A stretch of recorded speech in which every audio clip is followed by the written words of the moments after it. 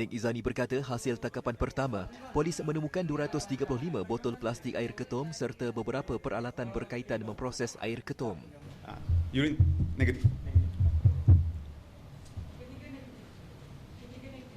Tiga negatif. Ya.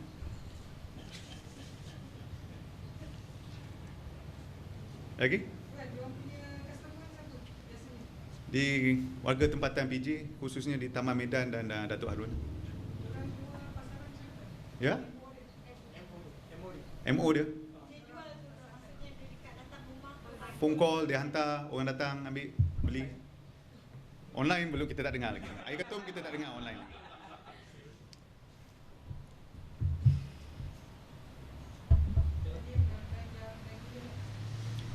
Regular customer. Kita tengah build up on the customers. Sebab tu saya sarankan khususnya kepada kaki tangan awam lah. Jangan terlibat. Ujar Nek Izani, kesemua rampasan air ketum itu dipercayai boleh dibekalkan kepada kira-kira 1,880 pelanggan.